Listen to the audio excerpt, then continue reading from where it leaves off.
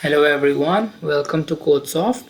In this video, we are going to talk about keys in database management system. Now, keys are very important in relational databases. So all those tabular databases that we have, so they are having keys. Now, a key is basically a field or a column which is used to uniquely identify all the other rows.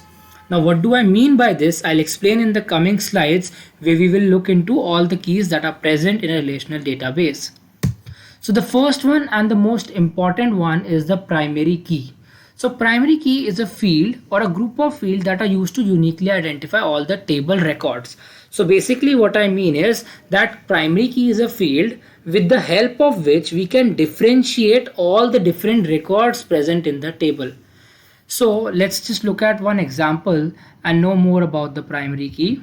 Now this is a table of 3 columns or 3 fields having name, ID, subject of students who are enrolled in a college. Now let's just look at each scenario and discuss about the primary key. So if we talk about the first column, that is the name column. So if we would like to make the name column as a primary key, why that is not a good option, because two people can have the same name. Like in this database, you can see the first row named as Jack and the last row is also named as Jack. So there are two students having the same name. So that is why there are not unique values in the name field. So name is not a good primary key candidate. Now if we go to the ID, now we know that ID of every student will be unique. Be it the same name or any other scenario, in every case, each student will have his own permanent ID which will be different from all the other students. That is why ID is the best primary key for this particular table. So this is how we choose the primary key. So basically a primary key can help us uniquify all the other rows. Now I'll just give an example how this is useful. Now suppose we query our database and ask him that please find out that what is the subject of person having ID 1. It will clearly return us with the value computer, which is right. Now but if we would have named the name field as the primary key, then if we would ask the computer that please return the subject of Jack, the computer will be confused because there are two Jack present and both of them are having different subjects. So how will he know that we are talking about the Jack with the ID 1? That is why ID is the best primary key for our given table, and this is the importance of primary key in any database. Now the characteristics of primary key. So primary key is having two major characteristics. One we have looked into is that primary key must contain unique values. That is very important. And the second one is that the primary key column should never have any null values. So if in this table the Jack's ID would have been null, we would not be able to query the Jack's data. So that is why all the rows present in the ID column or the primary key column should be having unique and not null values. Now let's just look that what is the difference between a primary key and a unique key. So both of them are having unique values in all the rows, but the main difference between both of them is that a unique key can contain null value, and as we discussed that the primary key can never have a null value. So in this given table, if you see in the slide that the data of Chris is having an ID of null. So ID can be a unique key, but it can never be a primary key since it is having a null value in one of its rows. So this is the major difference between both of the keys, primary and the unique key. Now the next key is the candidate key. So if you go by the definition, a candidate key is an attribute or set of an attribute which can uniquely identify a tuple. So basically candidate key is like a candidate for primary key. So basically all the keys that can become primary key are called as candidate key.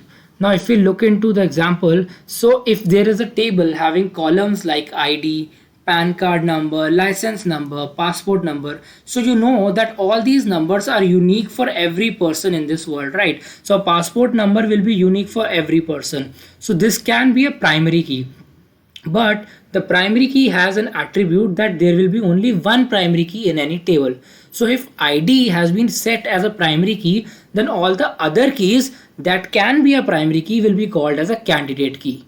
So this is what a candidate key is. Now let's talk about the composite key. So composite key is just a primary key which is formed by more than one field. And why do we need this? Basically because that a single field cannot provide us with unique and ordinal values. So we need to combine certain fields to make our primary key, and this primary key will be called as a composite key because it is combined from more than one fields. Now look at the example. So this is the similar table. The difference here is that this is the marks table of certain students in different subjects, right? So now if you will say that yes, there is a student ID present in the second column, and that can be a primary key because student ID is unique for every student. That is correct. But this table is a little different because here a single student can give exam of different subjects, right? So similarly, you can see that Jack is having two rows. One is the first one and one is the last one.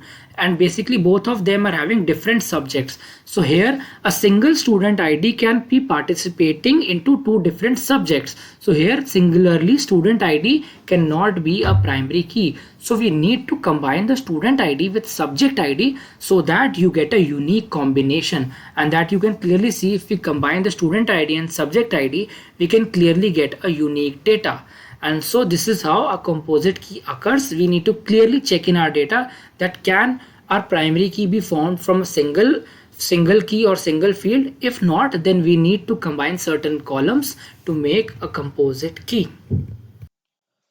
Now let's talk about the foreign key. So foreign key is an attribute or a set of attributes that references to our primary key. Now this primary key can be of the same table, and it can also be of some other table. When it is of some other table, it is used to link two interrelated databases or tables. So let's look at an example to demonstrate this.